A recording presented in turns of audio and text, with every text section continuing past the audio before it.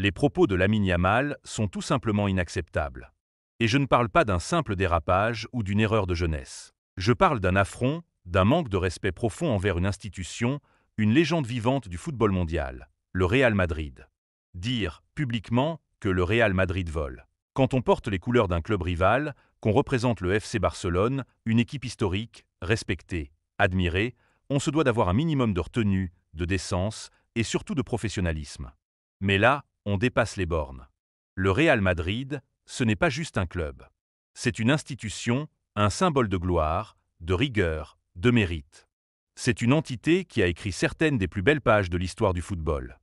Accuser une telle institution de tricherie, c'est salir non seulement le Real, mais aussi tout ce que le sport représente, la passion, l'effort, le respect de l'adversaire. Et ce qui est encore plus grave, c'est que ces mots ne viennent pas d'un supporter en colère derrière son écran. Ils viennent d'un joueur professionnel, d'un jeune talent qui a la responsabilité de ses paroles. Quand on est l'un des visages du Barça, on ne peut pas se permettre ce genre de provocation. Ce n'est pas anodin.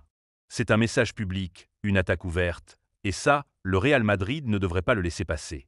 Ces propos sont diffamatoires, et ils entachent la réputation d'un club qui, qu'on l'aime ou non, impose le respect. Il ne s'agit pas ici d'une simple querelle de supporters, mais d'un conflit d'image, de dignité. Et dans le monde professionnel, la diffamation a un poids. Il y a des limites à ne pas franchir. Oui, Yamal devrait répondre de ses paroles. Peut-être pas forcément devant un tribunal, mais au moins devant l'opinion, devant la presse, devant les instances du football. Parce qu'à ce niveau-là, chaque mot compte. Mais attention, il ne faut pas non plus tout mettre sur les épaules d'un seul joueur. Ce type de dérive révèle aussi un problème plus profond, le manque de cadre. Où est le Barça dans tout ça? Où sont les dirigeants, les éducateurs, les responsables de communication? Quand un joueur aussi jeune se permet de parler ainsi, ce n'est pas seulement une erreur individuelle. C'est un signe que le club n'a pas su poser de limites, ni transmettre certaines valeurs fondamentales.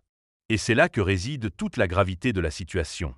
Le Barça aurait dû réagir immédiatement, rappeler à l'ordre, désamorcer la polémique. Parce que dans le fond, il n'y a pas de rivalité sans respect. Et sans respect, le football perd son âme. Alors oui, le Real Madrid a le droit d'être indigné. Oui, il a le droit d'exiger des excuses. Et surtout, il a le devoir de défendre son honneur, son blason, son histoire. Parce qu'on ne salit pas impunément le nom du plus grand club du monde.